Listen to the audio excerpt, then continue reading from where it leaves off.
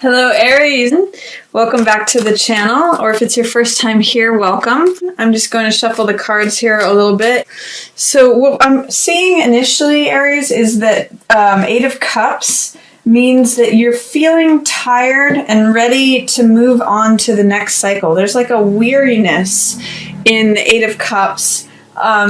It means something that we've put a lot of our heart and time into. I always say that there's a lot of TLC that goes into something that we've built, whether it is a relationship, a place that we've lived, a job.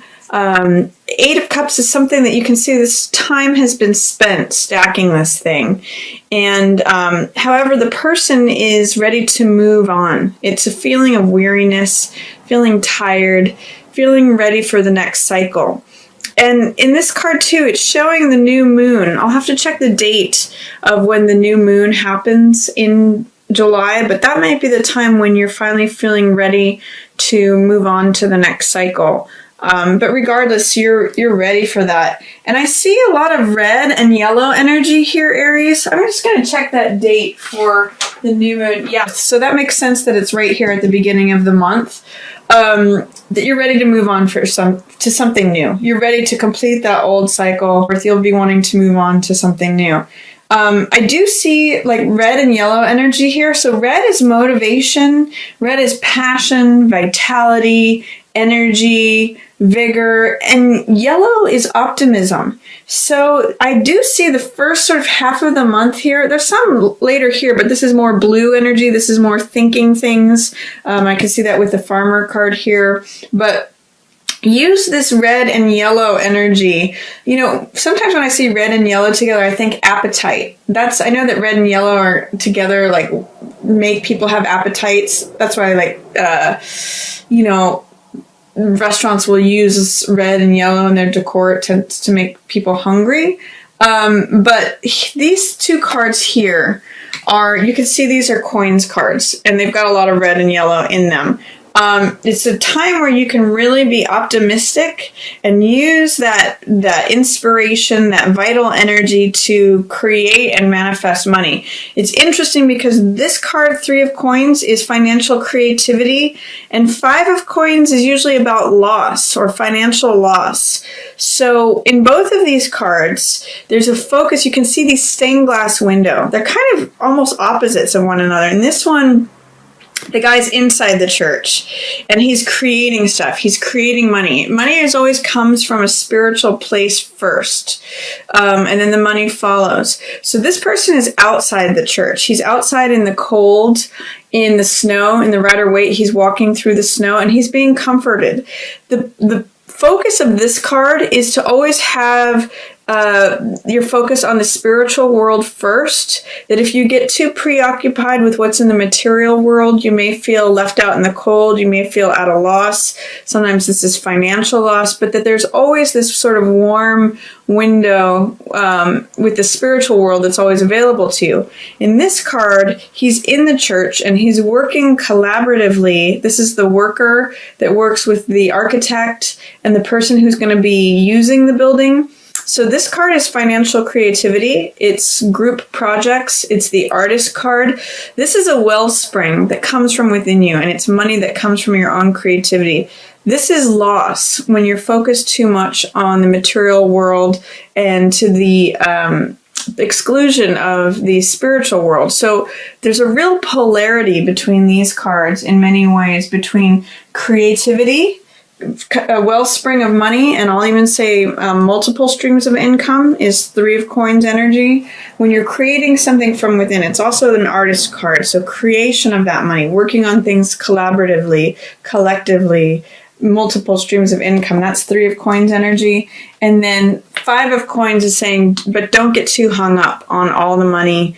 Don't feel like you're cut off from the rest of the world, that's the only thing that matters. Realize that it's the spiritual world that always comes first. Even amongst financial losses, if you can connect with this warm, radiant energy, you'll never feel like you're left out in the cold.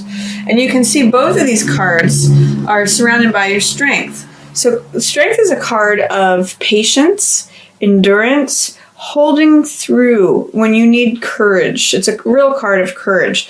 And she's not trying to force anything. The reason that strength can open the jaws of the lion is because she has courage. She has patience. She has fortitude.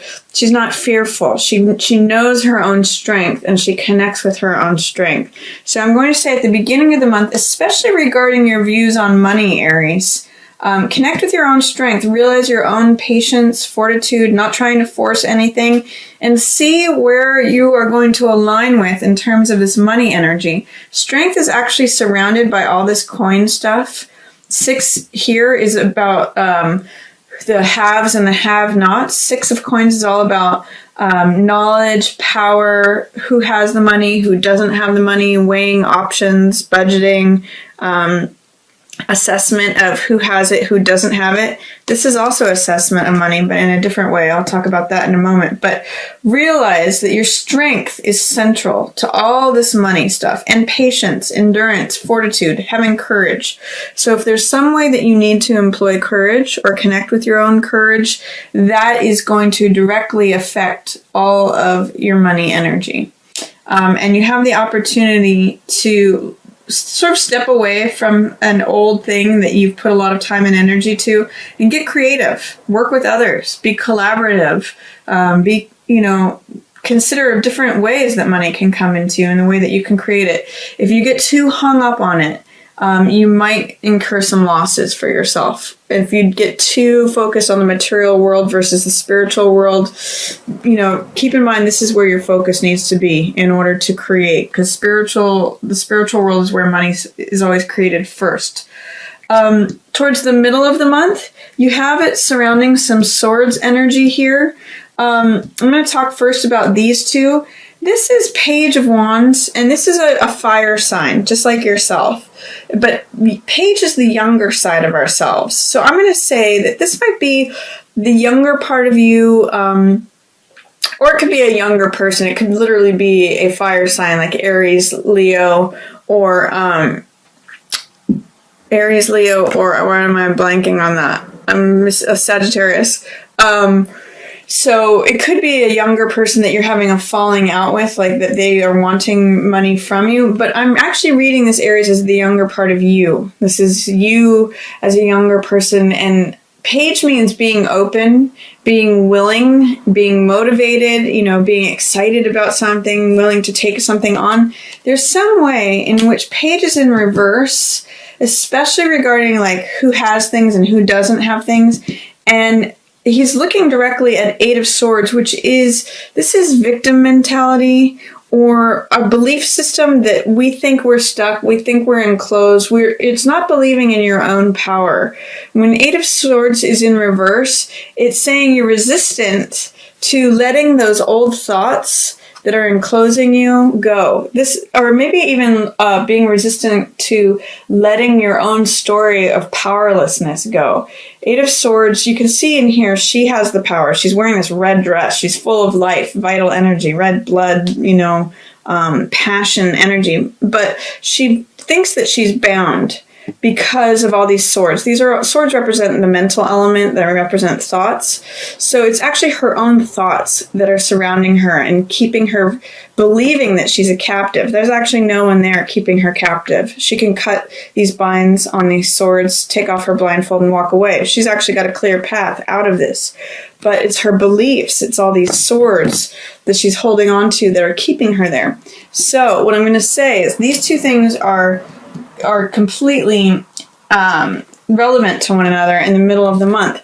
Your belief of yourself as a victim or victim mentality, your subscribing to your own powerlessness, is what's sapping and draining all of your motivation, all of your optimism, all of your willingness to go forward in something. So what I'll say is if you can turn around this 8 of Swords energy, if you can let go of these beliefs, or just not let them have any power over you, just walk out of them, this guy might turn around. You might find yourself with some renewed, sort of like your young self, renewed optimism, passion, excitement, willingness, all of that. So work on that, Aries, middle of the month. If you find that you feel both of these cards are somewhat about feeling powerless or feeling victimized. See if you can resolve that. And then here we have 2 6 cards, the 6 of coins and 6 of swords. 6 of coins, like I said, is about who has things versus who doesn't have things. Trying to identify with the guy who has more than enough, who hands it out and shares his resources. He gives away money and therefore more comes to him. It's a balance between giving for himself, giving to others. He's very, balanced and equitable. Equitable is a good word for this card because he's equitable not only in terms of equity, having money, but equitable in terms of being fair, good business dealings. That's what I get from this. This is like good business, handing out the right amount to the right person, paying people fair wages, keeping some for reinvesting in the business and keeping some as a profit. It's really all here in 6 of coins cards, 6 of coins rather. And 6 is a card of balance, of harmony, of order. So with whatever you're doing that's good business, it may take you new places. It may help you recover from any hardships that you may have had in the past. 6 of swords shows a person who is rescuing another person, or it could be rescuing yourself, or you even being rescued by someone else from hard, choppy waters to smoother seas and new, more solid, stable, calmer, peaceful horizons. So what I'm seeing is that by pursuing and engaging in ways of harmony, you take yourself from a precarious, challenging, difficult position to smoother seas. Things are balanced. Things are ordered when 6 of coins comes up. Do things in a fair way. That's what this Libra balance scale is about. And it takes you from strife and chaos to order and new horizons, calm seas. And also travel, new places to go. You'll see new things, new horizons open up before you, Aries. Towards the end of the month, this is a farmer card. This is 7 of coins. Now, this is sometimes called the millionaire's card. It's also sometimes called reassessment, reevaluation. When this card comes up, the money is not quite yet available to you, but you've planted all the seeds and now it's being sown. The time is not yet ripe to harvest, though. So the farmer card is about taking time, having patience again, just like the strength card. But reevaluating and reassessing is what I'm planting, the fruits that I want to sow. Am I seeing the benefits to all this work that I'm putting in? Am I harvesting? Am I getting money from this? Am I getting sweetness from this? It may not be time yet. If you harvested this money right now, it might be sour. It might not be sweet yet. Sometimes the grapes, which is what these are symbolized as, the crop needs to sweeten on the vine. So it might be saying like the timing is not yet right, but it's a time to reassess and reevaluate if the labors that you're putting into things are generating the results that you're after, especially regarding to money. And then this card is Page of Cups. In the same sense that this is Page of Fire, this is Page of Water. And this card is a card of infatuation. It's a card of young love. It's a card of the young side of yourself and having your heart leap. So this could mean, with these 2 pages here head to head, that it could mean like there's an infatuation with a water sign. So if you're involved with a Pisces, a Cancer, or a Scorpio, this could mean that you're engaging in like, sort of puppy love, or you might be infatuated with a new way of doing things. All this blue energy is about thinking and thoughts, and this card is definitely about reevaluating, reassessing things. This card could even just be a card of asking like, what ignites my passion? What turns me on? What makes my heart jump? Where is that young teenager inside me that is just, enlivened and enthralled by things? That's what this card is about. Because it looks like there's a new beginning coming up for you at the end of the month in July, Aries.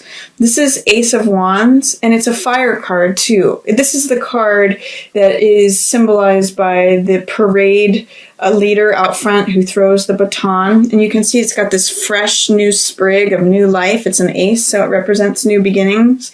And it's the universe handing you this new, vital, fresh energy. So it could be whatever you fall in love with here. Time is turning. And the hands of time, the same hand that is handing you this new life is turning the wheel of time. And it's saying that, you know, it may be good timing for a new beginning. What you were ready to leave here at the beginning of July, you're weary about, by the time the end of July comes, you may be ready to welcome in that fresh new ace, that new, clear, refreshed, renewed energy. And this is like the Wheel of Time, Wheel of Fortune, saying, you know, now is the time for the new beginning. He's relook at what makes your heart jump or leap, what makes you feel impassioned, where's your emotion turned on, where do you get that heart connected feeling from? Because it might be a time to begin something new, especially towards the very end of July for you, Aries. So that's my reading for you, Aries. I hope you enjoyed it. If you did, feel free to give it a like, a share, or subscribe if you haven't already. And as always, I just want to thank everyone for watching. Yours in the stars.